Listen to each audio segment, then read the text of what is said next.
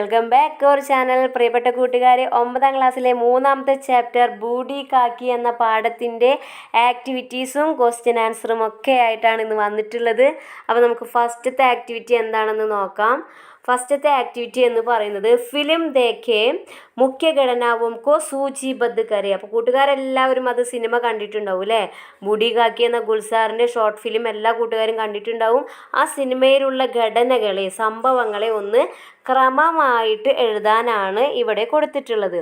അപ്പോൾ അതിൻ്റെ ആൻസർ നോക്കൂ. ഫസ്റ്റത്തെ പോയിന്റ്, ബൂഡി കാക്കി അപ്പനെ ഭതീജ ബുദ്ധിറാം കെ സാത്ത് രഹത്തി തി. ബൂഡി കാക്കിയുടെ ചേട്ടൻ്റെ മകനായ ഭതീജയുടെ കൂടെ, ബുദ്ധിറാമിൻ്റെ കൂടെയാണ് താമസിക്കുന്നത്. അടുത്തത്, ഉസ് ഘർ മേ ഭതീജെ കി ബേട്ടി ലാഡ്ലി കെ അലാവ കിസീനെ കാക്കി സെ നാ പ്യാർ കിയ. ആ വീട്ടിലെ ഭതീജയുടെ മകള് ലാഡ്ലി അല്ലാതെ വേറെ ആരും തന്നെ കാക്കീനെ സ്നേഹിക്കുന്നില്ല. ഭതീജെ കെ ബേട്ടെ കെ തിലക് ആത്തെ വക്ത് സബി മെഹ്മാനായെ. ഭതീജയുടെ മകൻ്റെ തിലക് എന്ന ആ ഒരു ദിവസം വന്നപ്പോൾ, ഒരു ഉത്സവം, വീട്ടിലൊരു ആഘോഷം വന്നപ്പോൾ എല്ലാ അതിഥികളും വന്നു. അടുത്തത്, ബൂഡി കാക്കി അപ്പനി ചോട്ടി കോട്ടരിമേ ഭൂക്ക ബൈഠി തി. പിന്നീട് കാണുന്നത്, ബൂഡി കാക്കി അവരുടെ ആ കുടിലിൽ, കോട്ടരി എന്ന് പറഞ്ഞ ആ കുടിലിൽ വിശന്നിരിക്കുന്നതാണ് കാണുന്നത്. അടുത്തത് എന്തായിരിക്കും വരിക കൂട്ടുകാരെ? നിങ്ങൾ ആ സിനിമ കണ്ടതല്ലേ? അടുത്ത എന്തായിരുന്നു? രാത്രി ആയപ്പോൾ ഈ ബൂഡി കാക്കി ആരും കാണാതെ വന്ന് ആളുകൾ കഴിച്ച് അവിടെ വേസ്റ്റ് ഇട്ടുണ്ടായിരുന്നു അല്ലേ? ആ വേസ്റ്റിൽ നിന്ന് ഫുഡ് വളരെ ആർത്തിയോടെ ഭക്ഷണം എടുത്ത് കഴിക്കുന്ന ഒരു രംഗമാണ് കണ്ടത് അല്ലേ? അടുത്ത ക്വസ്റ്റ്യൻ, ലിഖേ ഫിലിം കെ മുഖ്യ പാത്ര കോൻ കോൻ ഹേ. ഈ സിനിമയിലെ പ്രധാനപ്പെട്ട കഥാപാത്രങ്ങൾ ആരൊക്കെയാണ്? മുഖ്യ പാത്രം എന്ന് പറഞ്ഞാൽ പ്രധാന കഥാപാത്രം.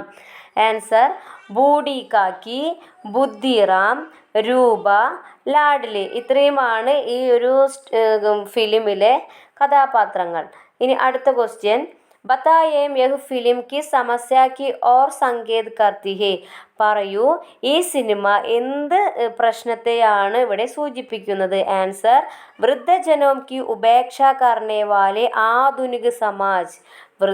വൃദ്ധജനങ്ങളെ ഉപേക്ഷിക്കുന്ന പുതിയ സമൂഹത്തെയാണ് ഈ സിനിമ എടുത്തു കാണിക്കുന്നത്, സൂചിപ്പിക്കുന്നത്. കൂട്ടുകാരെ, അടുത്ത ആക്ടിവിറ്റി, അവസാനത്തെ നമ്മുടെ പേജ് നമ്പർ 23 കൊടുത്തിട്ടുള്ള ആക്ടിവിറ്റിയാണ് നമ്മൾ ചെയ്യാൻ പോകുന്നത്. താലികാക്കി പൂർത്തി കരേ. ഇക്കായി കെ പാഠോം സെ ഏക് ബാർ ഔർ ഗുസരെ താലികാക്കി പൂർത്തി കരേ. ഇവിടെ ഒരു ടേബിൾ കൊടുത്തിട്ടുണ്ട്. ആ ടേബിളിൽ കുറച്ച് കാര്യങ്ങൾ, സെൻറ്റൻസ് കൊടുത്തിട്ടുണ്ട്. അതിന് നേരെ സഹി ആണോ ഗലത്താണോ എന്ന് നിങ്ങളോട് എഴുതാനാണ് പറഞ്ഞിട്ടുള്ളത്. നമുക്ക് നോക്കാം. ഒന്നാമത്തെ സെൻറ്റൻസ് വായിക്കാം. ബഡാ ഭായി നദീമേ കൂദ്കർ ചോട്ടേക്ക് ജാൻ ബച്ചായി. എന്താണ്? ചേട്ടൻ നദിയിലേക്ക് ചാടി അനിയൻ്റെ ജീവൻ രക്ഷിച്ചു.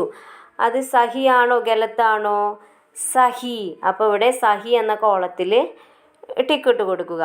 അടുത്ത്, കൈ ദിനോം കെ ബാദ് കവി ഗ്രാമീൺ സൗന്ദര്യ കാ ആസ്വാദൻ കർത്തേ ഹേ. എന്താണ്? കുറേ നാളുകൾക്ക് ശേഷം കവി ഗ്രാമത്തിൻ്റെ സൗന്ദര്യം ആസ്വദിച്ചു. ഇത് സഹിയാണ്. അപ്പോൾ അത് ശരി. മൂന്നാമത്തെ, ബുദ്ധിറാം ഔർ രൂപ ഹമേശ ബൂഡി കാക്കി ക ആദർ കർത്തേ ഥേ. ബുദ്ധിറാമും രൂപയും എപ്പോഴും ബൂഡി കാക്കിയെ ആദരിച്ചിരുന്നു, അതായത് ബഹുമാനം കൊടുത്തിരുന്നു, ആദരവ് കൊടുത്തിരുന്നു. ശരിയാണോ കൂട്ടുകാരെ? അല്ല. അപ്പോൾ അവിടെ അത് ഗലത്ത് എന്നുള്ള സ്ഥലത്താണ് ടിക്കിടേണ്ടത് കേട്ടോ. അത് തെറ്റാണ്. അടുത്തത്, ബൂഡി കാക്കിക്ക് യുവ പുത്രിക്ക് അകാൽമേ മൃത്യു ഹുയി.